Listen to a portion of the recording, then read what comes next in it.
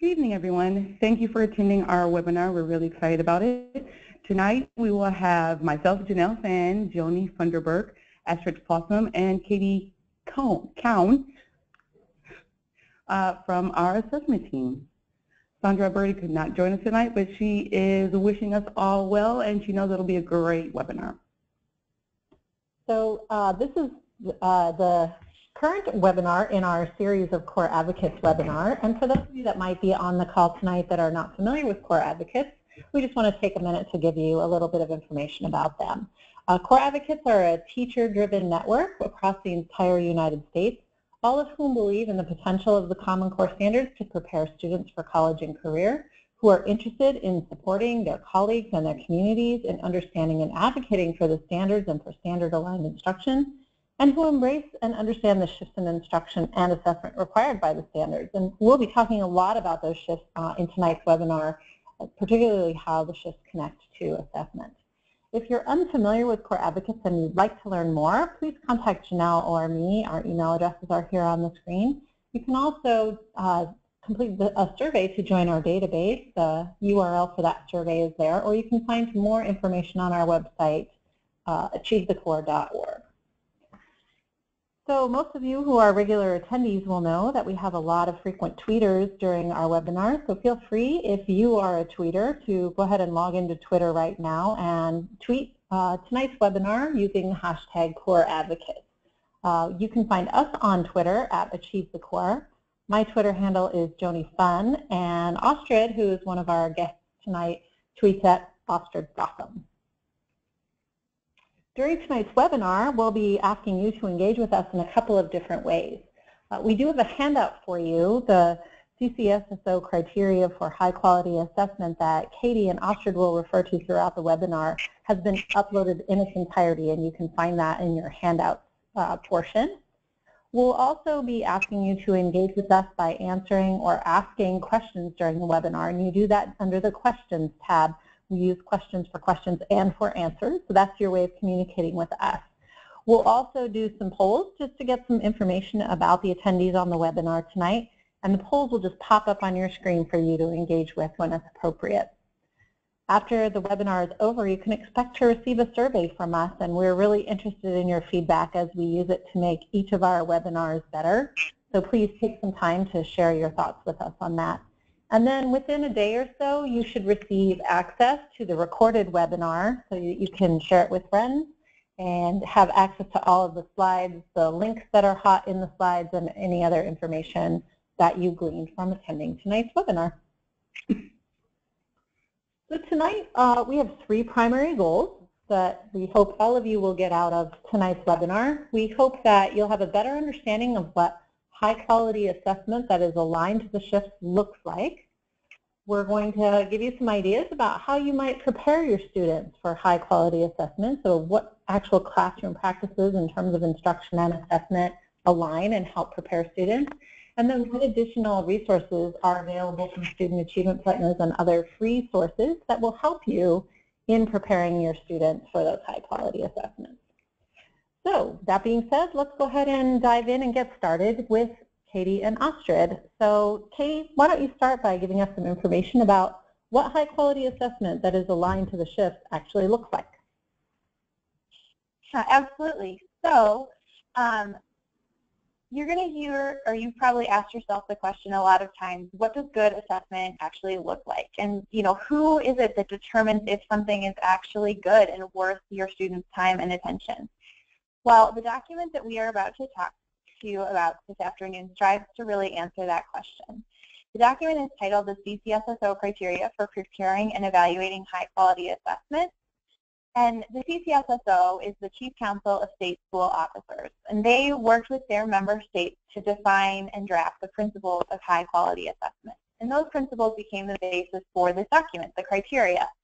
The document itself provides metrics which can be used to judge whether those principles are reflected in assessment systems. And as you can see, the general categories of the criteria are listed for you on this slide. Now you're probably asking yourself, what does all of this have to do with your classroom practice and preparing your kids for summative testing? Well, as you'll see over the next couple slides, two sections of the criteria, Section B, aligned to standards for English language arts and literacy, and Section C, aligned to standards mathematics, are tied very closely to the shifts of the Common Core. And the content of the criteria spell out very clearly what strong literacy and mathematics assessment look like. We'll spend the next couple slides discussing the literacy content, and then after that we'll switch gears and talk about the math content. You can go to the next slide. So very quickly, we've got for you on this slide CCSSO Section B, which focuses on literacy assessment. As you can see, criterion B1 and B2 are all about the text that students are assessed with. Are they high quality and appropriately complex? For those of you familiar with the shift, this should sound very familiar. Criterion B3 details the expectations for reading questions by noting that they should focus on what matters in a text, require students to use direct textual evidence, and align to the standards themselves. Criterion B4 applies to all items in that they should represent a range of cognitive demands. B5 through B8 are about the specific domains of literacy, and B9 returns to test questions and is in effect a culminating criterion for all that has gone before in that it demands that all test questions are high quality. Next slide, please. So this slide should be very familiar. It's the shifts of the CCSS for literacy. As you know, the shifts provide a frame that describe how the Common Core and other college and career readiness standards raise expectations across multiple areas of the educational experience, including assessment. The shifts illustrate how every standard contributes to the transformative changes in the classroom that will better prepare college and career ready students. So, how do these shifts manifest in the CCSSO criteria for high quality assessment? Let's take a look at the next slide. Now what you see on this slide is criterion B3, which demands that students read closely and use evidence from text. Let's just take 30 seconds, and as you read over the text of this criterion, think about where you identify those shifts in play.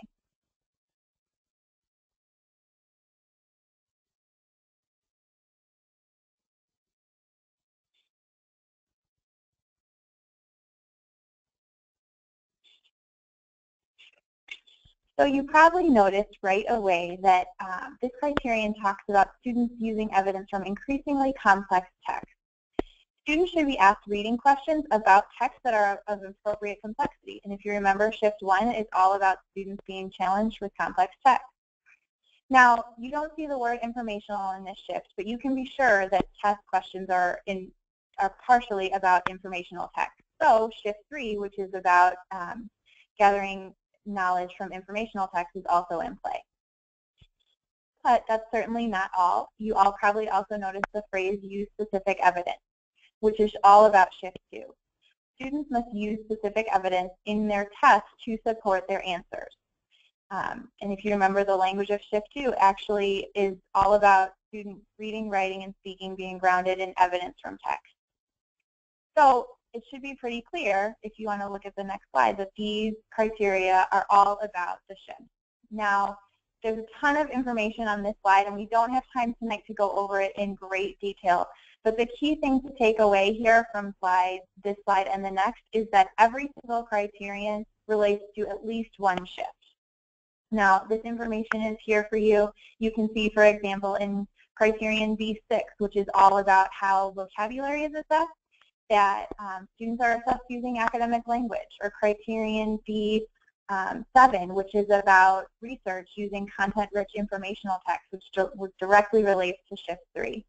So again, we don't have a ton of time to go into each individual criterion and how it relates to the shift, but this information is definitely here if you'd like to refer back to it when the recorded webinar goes out.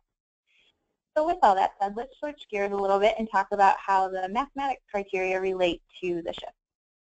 Hey, Katie, before we do that, I just want to point out for people that these two slides with all of the criteria listed in the left-hand column, the text that's in the right-hand column has been synthesized out of the language in the actual document itself.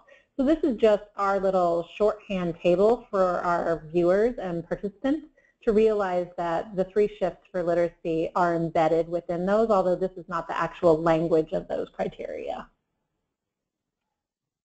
That's a great point. Thanks, Joni. Great. Thank you, Katie and Joni. So now we're going to switch gears a little bit here and look at the mathematics section of the CCSSO criteria.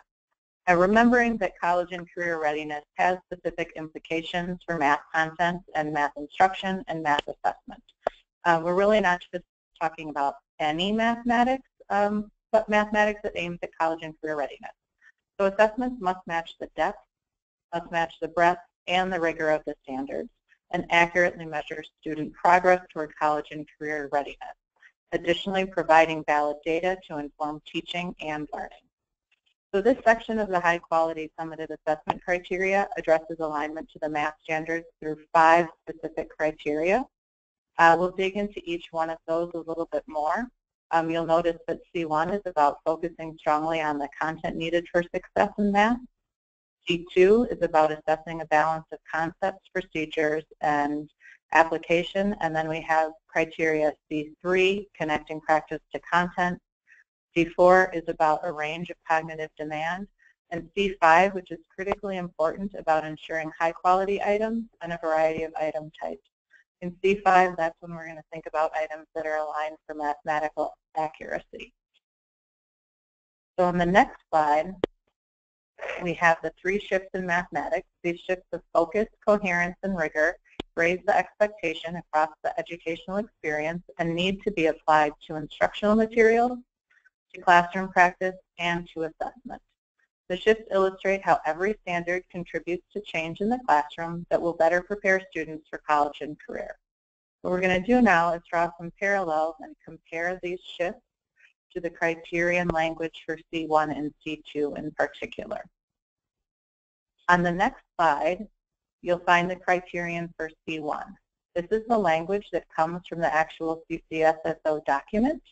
And I'm going to give you a few seconds to read that for focusing strongly on the content most needed for success in mathematics, and ask you to draw some parallels and pull out where you see the shifts in action.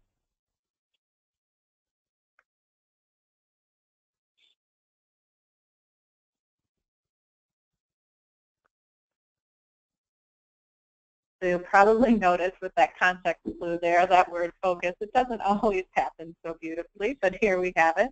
So we have that the criteria is really asking for the assessment to focus strongly on the content most needed in each grade. We would look at the major work in grades 3 through 8. And for course, end of course exams, and for high school exams, we'd be looking at the widely applicable prerequisites. Our next criterion that we'll look at is for C2, which in the CCSSO document language is assessing a balance of concepts, procedures, and applications. Again, I'm going to give you a few seconds to read through the language and to look for some connections to the shift.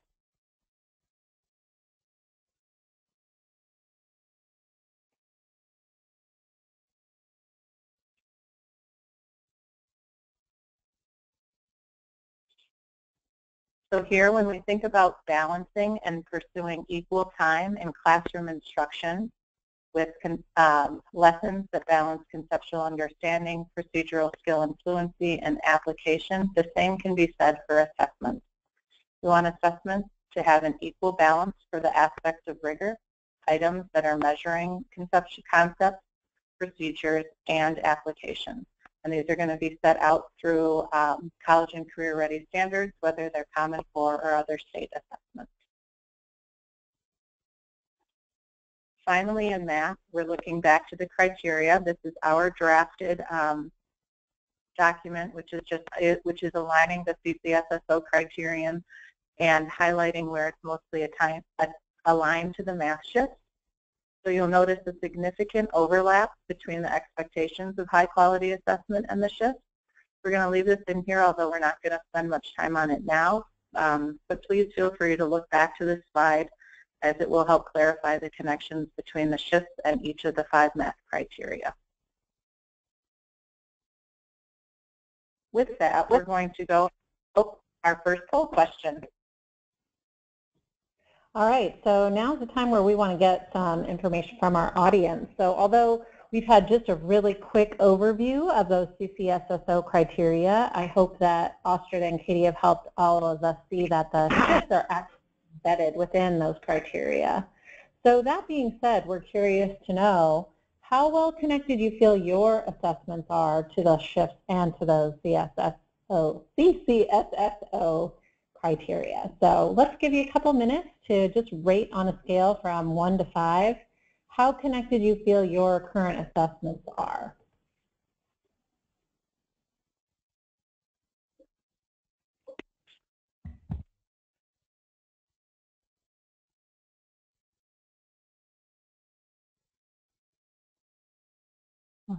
And that's for carrying them.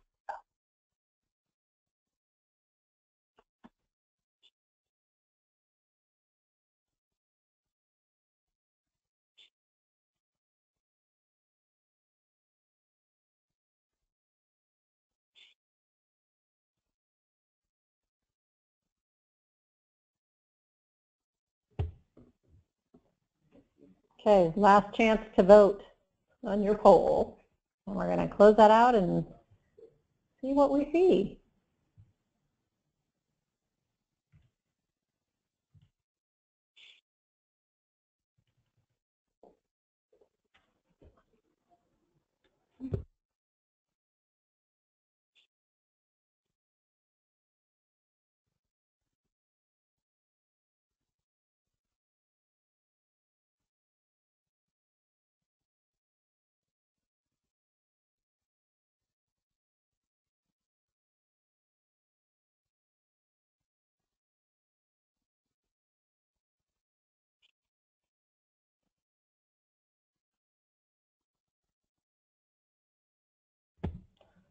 Sorry, we're fielding some questions on this end before we close out the poll, but let's shut that down and see where folks in our audience are. Come on, poll. There we go.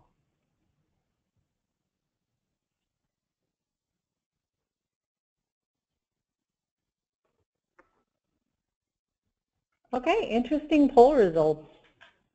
Astrid and Katie, it looks like we have most people sort of living in the middle of the road as a 3 or 4 in terms of connections. Is that in line with what you guys are finding in your work? Yeah, that sounds pretty fair. And actually, one of the, for those of you who are in states that use PARC and Smarter Balance, there was recently a study released by the Thomas B. Fordham Institute that compared these assessments to the criteria and found that those 2 assessments were in fact aligned to most of the expectations of the criteria. So there's definitely some places where we see both the shifts and the criteria in action with your state summative assessments. That's really great to see that a lot of you are feeling that connection with your summative assessments and the shifts in the criteria.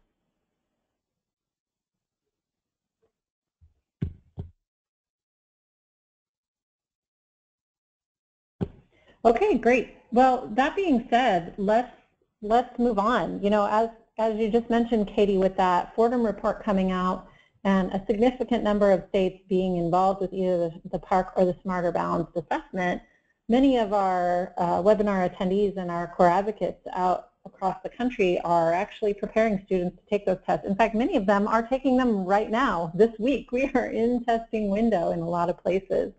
But as we're thinking about high quality assessments in general, what can our participants do as they think about preparing their students for these new higher standards? Yeah, that's a great question. And so before we really dive in and think about how we're going to answer that question, we'd love to hear, what are you doing to prepare your students for summative assessment? So if you would, take a minute here and type in using that question box, give us some thoughts about what you're doing to prepare your students for summative assessment. Janelle and I are going to field some of your questions so far, or your comments about what you're currently doing to prepare your students. So.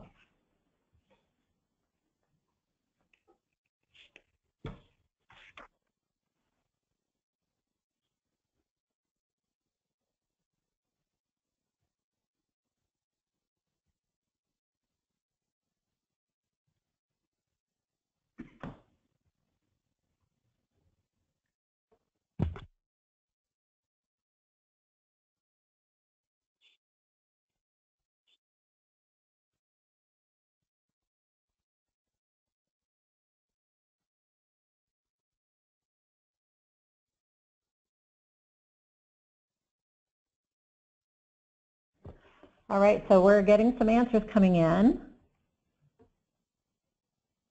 Some people are saying that their school uses a lot of drill and practice, prepared worksheets that they give students.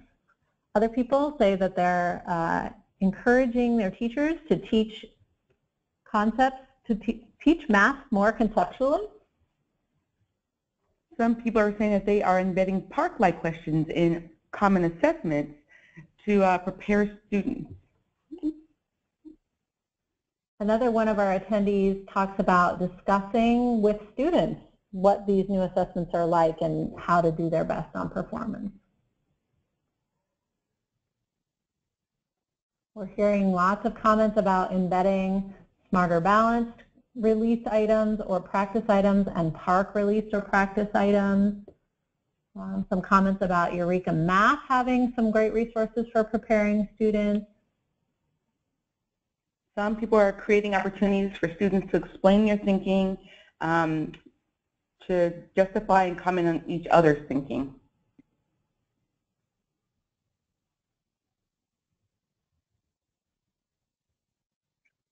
So that sounds really great. I think there's a nice balance of involving students in that, as well as ensuring that the students are working with the materials that really are preparing them.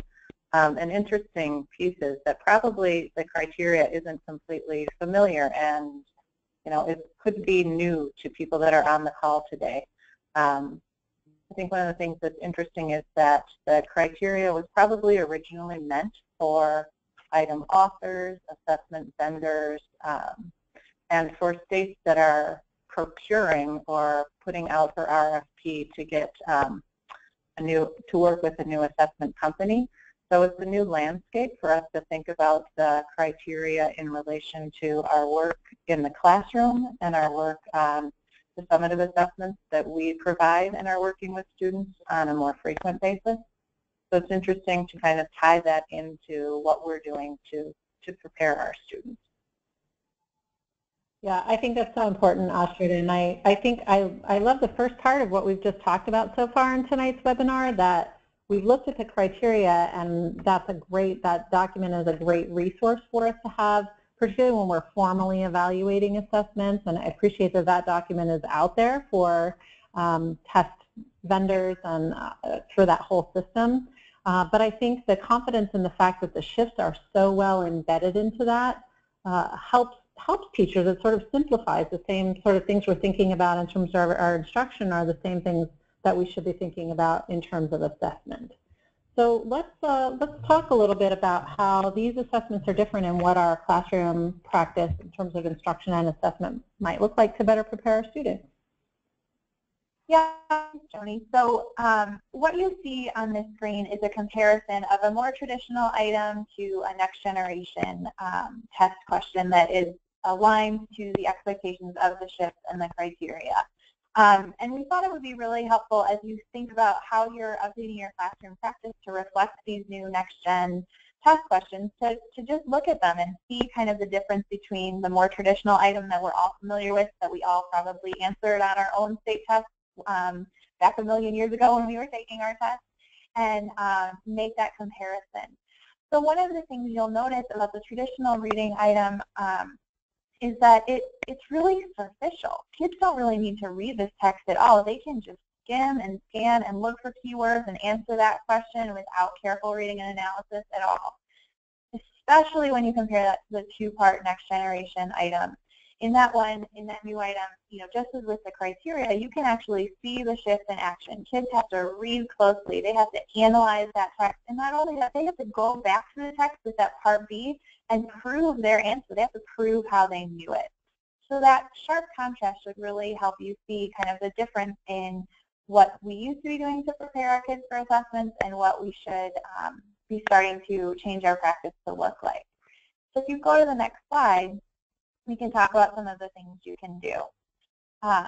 So again, with that previous slide in mind, we're going to really think about that second type of question. It should be pretty clear that test prep isn't something that happens quickly or something that can be done with a drill and kill workbook page every Friday. which I totally admit to being something that I did when I was a classroom teacher, but in my defense, this is pre-CCSS, so I feel like I get a little bit of a pass.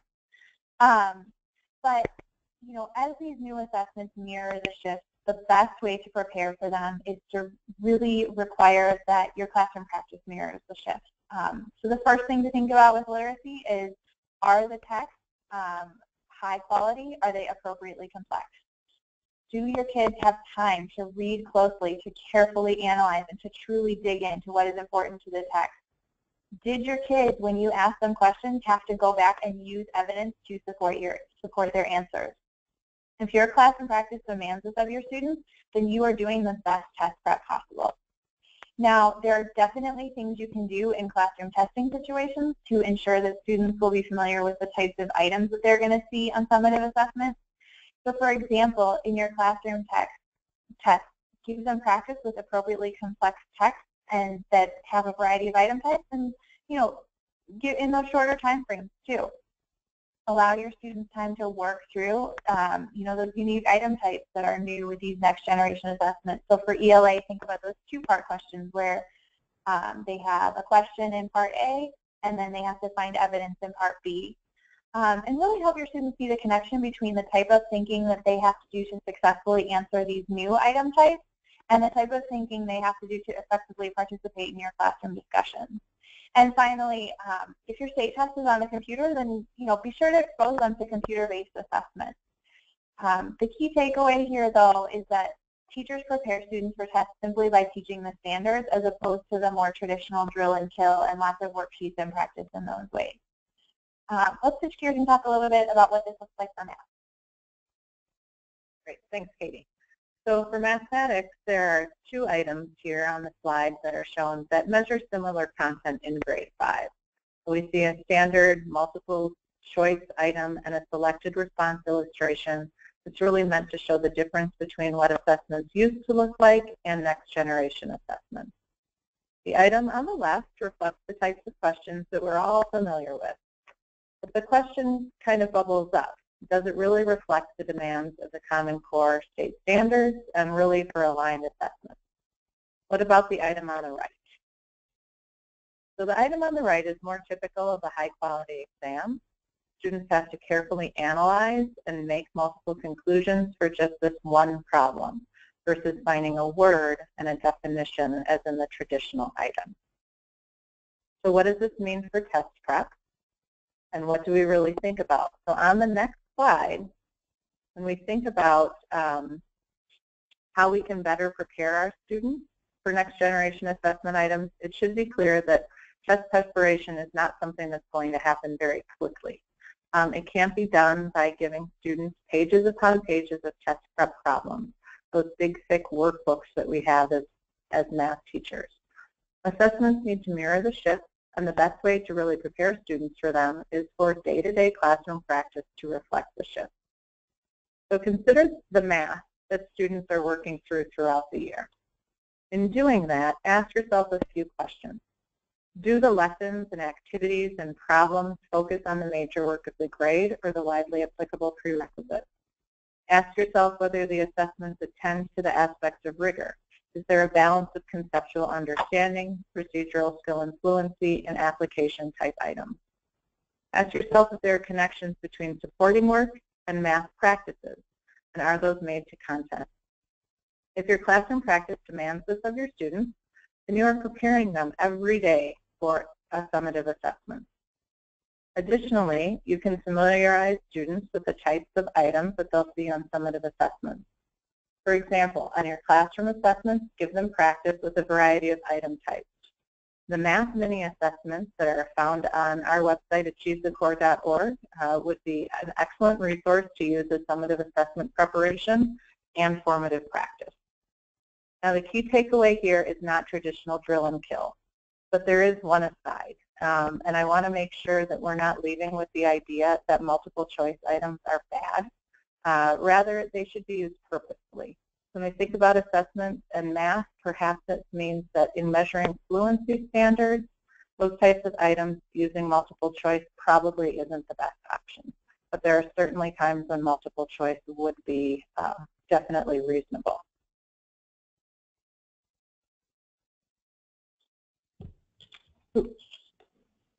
We have an additional question right now, thinking about these last pieces, and when Katie and I have been making some comparisons between traditional items and next generation assessment items. We'd like you to respond in the chat box, or how has your view of preparing for assessments changed? All right, we'll be watching for some new responses to come in on this, but in the meantime, really through that whole section, we had lots of great comments and responses coming in from our audience. So people talking about, trying to just generalize them and not necessarily speak about specific, but we have people sharing a lot of interesting resources that they've been using to help think about preparing their students for these assessments.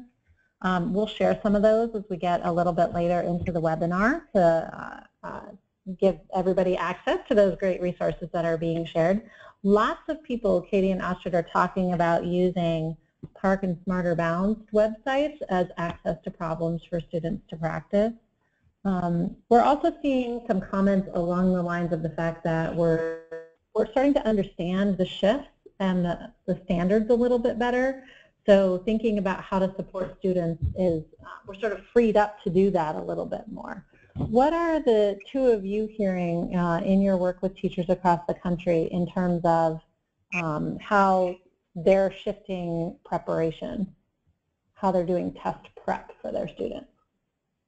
Yeah, I mean, Joni, that's a great question, and I think one of the most effective and, you know, the most heartwarming for us things to hear is when teachers say, well, I just don't do test prep anymore. You know, I've got rid of my workbooks, I've got rid of my drill and kill, and I just teach the standards. You know, for literacy, I do close reading lessons, and I ask my kids to support their thinking with evidence from the text. I can't speak to that parallel exactly in math, but when you see the shifts in action, you know, and again, teachers will definitely talk about, you know, to your point, Joni, that they're showing their students the types of problems they'll see and familiarizing them with, you know, how to use a drag and drop item on Spark or Smarter or their state practice test.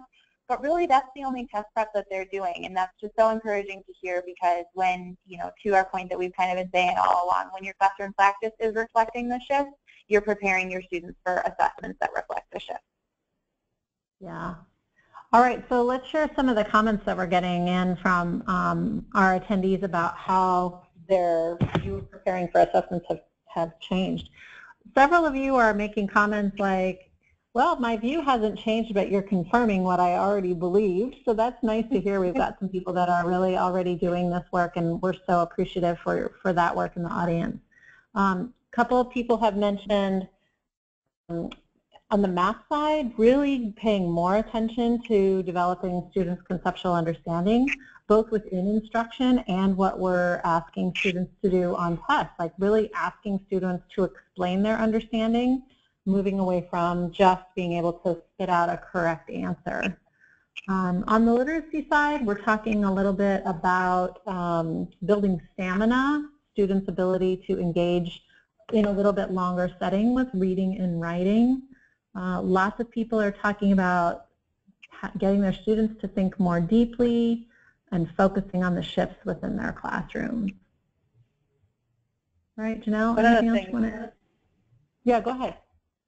One of the things that I think is great that you're saying, Joni, is that idea about conceptual understanding and pointing to the standards, the math standards. The math standards are really the architecture, and the language within them is going to point to which aspect of rigor the lesson and the assessment item are really meant to measure. So we find the language of fluently, and we can often tag and find items and create items and understand that there are times when we are assessing and teaching procedural skill and fluency. And really looking deeply at the language in the standards for which concepts and conceptual understanding is being developed within them is important. That's a connection to the classroom practice as well as how to assess those items. And then there are those standards that really are going to assess our application pieces. So real world context often comes up, and when students are really synthesizing lots of multiple ideas. I think that's great to hear. Awesome. And we have some people commenting on the need to provide a mixture of question types and scaffolding. The transition to more rigorous assessment types helps reduce fear and build confidence for students and teachers. We also had a couple of comments about a disconnect between a classroom teacher's belief about assessment and test prep versus that from the administration and the higher ups. Can you guys talk to that a little bit?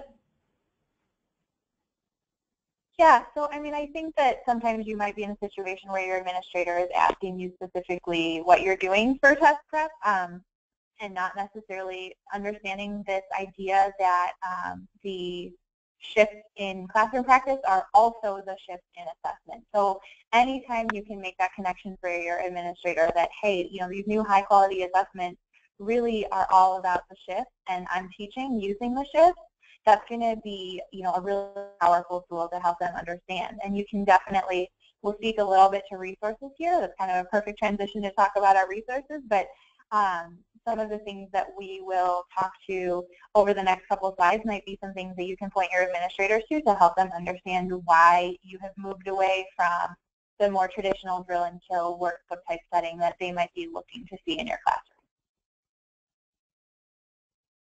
So with that said, why don't we go ahead and talk about our resources?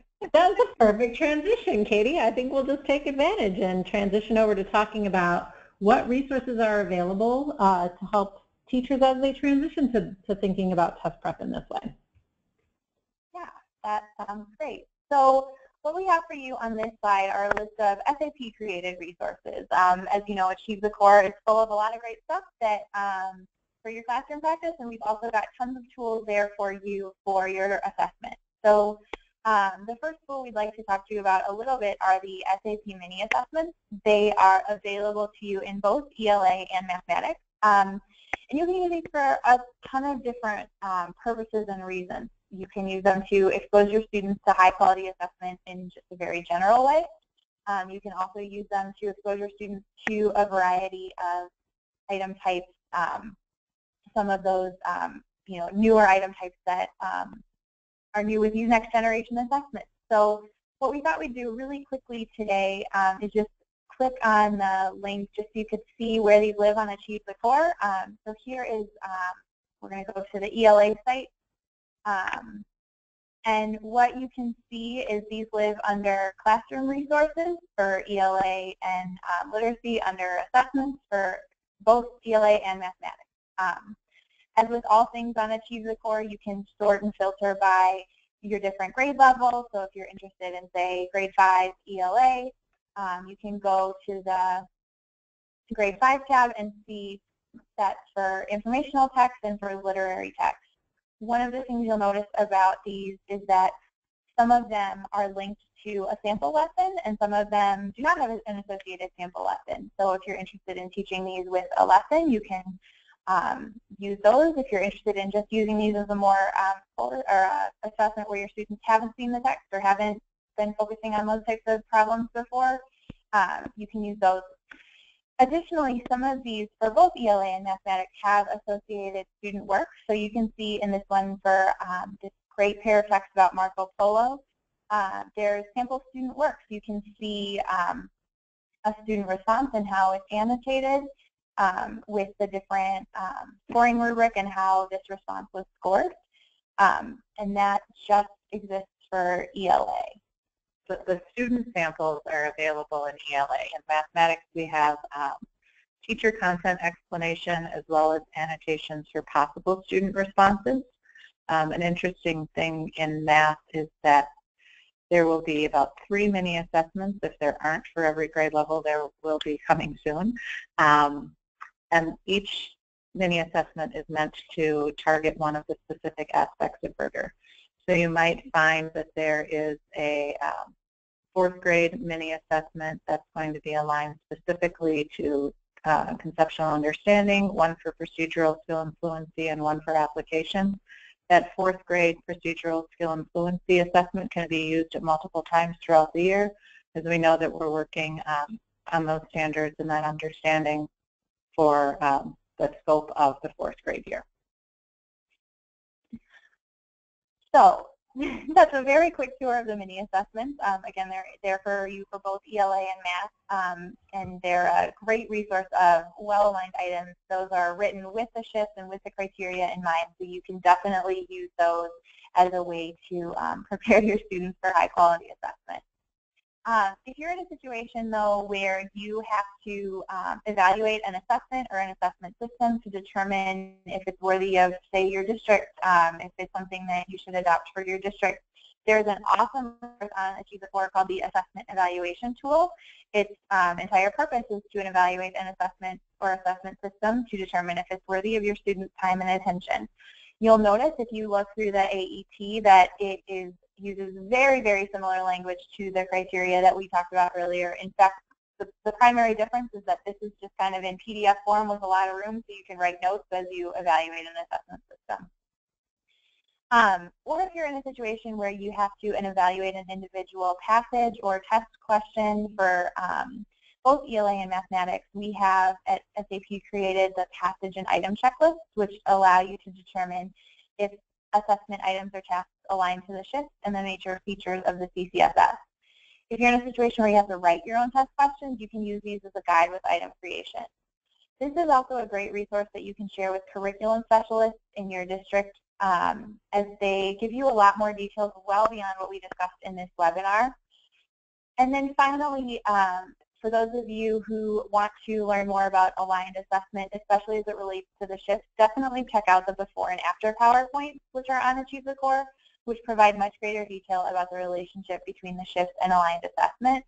These are a great tool to use with your peers if there's a conversation about why test prep is different. So for those of you asking maybe about why your administrators are expecting different things than what you're seeing in your classroom, this might be a great resource to point them to. And it sounds like, if you want to go to the next slide, additional free resources, it sounds like many of you have already taken advantage of both the Smarter and the Par Practice test. As we mentioned before, the Thomas B. Fordham Institute recently conducted that study that found that both criteria are well aligned to the CCS. Both consortia are well aligned to the CCSSO criteria for high quality assessment. And because both assessments are based on the Common Core standards, which are an example of research-based college and career readiness standards, you can definitely feel comfortable using items from either practice test or either set of sample items in your classroom, even if your state doesn't belong to a particular consortia, or if your state uses a different set of CCR standards that are not the Common Core. These are great items that you can use to help prepare your students for these high-quality assessments that they will be taking or are taking now. So with all of that in mind, we have one final polling question for you. Which resource will you investigate in the next week to learn more about high-quality assessment? All right, so as we switch over to the poll functionality, yeah, as Katie, as you said, lots of people are already looking at those PARC and Smarter Balanced. So I would imagine some people will be exploring there if they haven't already, but lots of other great resources on Achieve the Core for people to investigate as well. So let's have everybody respond to this poll. Which one of the resources are you most excited about investigating further?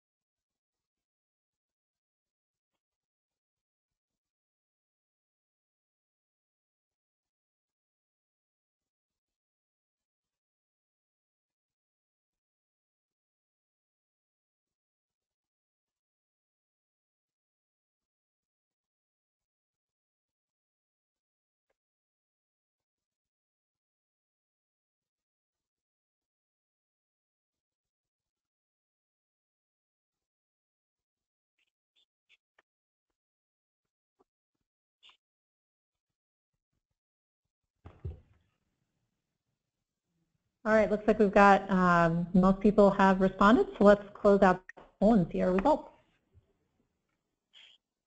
Great. I think we all heard the resounding theme of using the consortia practice test throughout, and it's really nice to see that some of our SAP related materials are getting a little love here as well.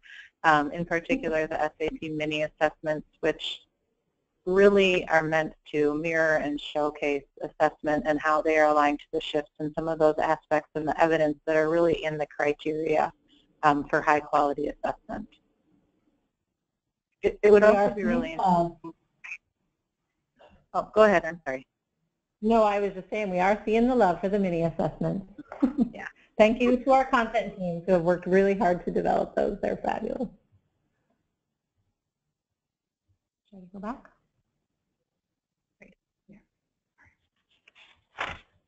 Okay, so we are at the point in our presentation now where we're ready to open up for questions from our audience. And they've been sort of coming in throughout the presentation. So Janelle and I are going to field these. As we're gathering some more, folks, feel free to use your questions tab to share any additional questions that you have for Katie and Astrid regarding assessment. And while we're waiting for some more of those to come in, I'll pull one from a little bit earlier in the webinar, and I think this would be directed at Astrid since it's a math question. One of our attendees would like to know what are some effective ways to incorporate mathematical reasoning into assessment? I think that it would be a good idea to really dig into some of the mini assessments, and I think it's hard to speak to this as like not grade specific, but to think about student responses as well as like multiple item types, because I think we generally have an idea that to assess reasoning we have to have a written response from students, and that isn't always true. So I would look at item by item and see, like, am I getting enough information? How do the students, in order to answer this correctly, how do they reason through other distractors? How do they reason through multiple select items where we have more than one correct answer? And really just think about, like, what would be their process, how to really kind of analyze all of the different aspects that are in that can be even in one item. So I would say kind of dig in there. If you have questions about it, again, always contact us. That's definitely something we're available for questions too, once you really find some examples you're looking at a little bit more deeply. Great. We have a question. What suggestions do you have for investing teachers in changing their end of unit assessment? I think it's a question for both. Yeah, I mean, that's a great question, and I think it's, you know, a hard one to answer because so much of what we've talked about is just the idea that, you know, your assessments need to mirror the shifts in the same way that your classroom practice needs to mirror the shifts, and, you know, that's hard work, which you all know. You're doing it already, and so we totally understand the challenge associated with that. I think that one of the most powerful tools that I found in, you know, just my own thinking about assessment is really the before and after PowerPoint, where you can see that contrast right there. You see, just as, you know, for this presentation we looked at one ELA and one math item. That before and after PowerPoint has several comparisons for both ELA and mathematics that shows, you know, the old items versus the new items, and a lot of times seeing that stark contrast between what assessment used to look like and what assessment should look like can be a really powerful motivating tool to help people understand why things need to change. The other thing too is you can always show them, you know, the AET, which even though it's meant to evaluate those summative and bigger assessment systems, I think helping people see just how much thought goes into crafting a really great assessment and how sometimes maybe your current end of unit test doesn't really reflect those things, I think can be a really powerful motivating factor as well. One thing for math with that for the end of unit exams is the criteria are really meant originally for kind of a large scale summative assessment. In mathematics, it's hard to write a end of chapter test on geometry content that's going to balance the aspects of rigor.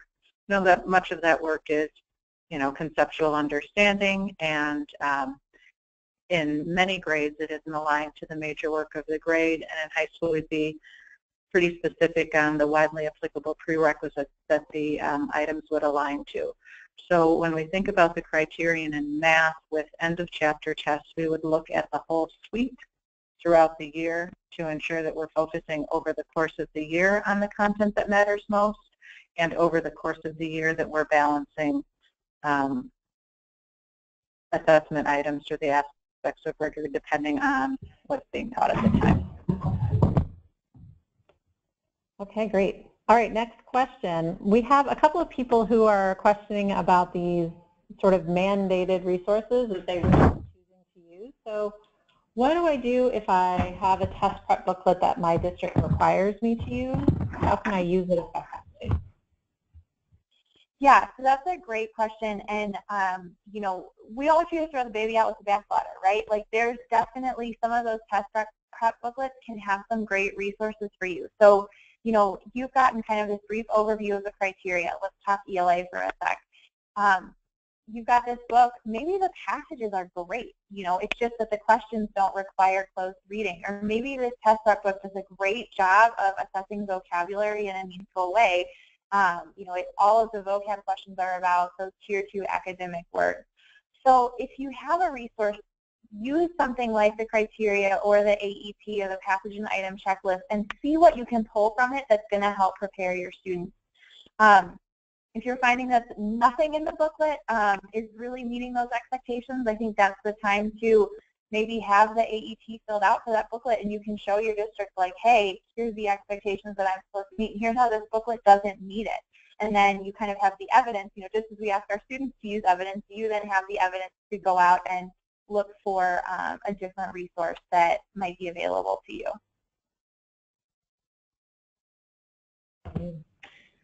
Great.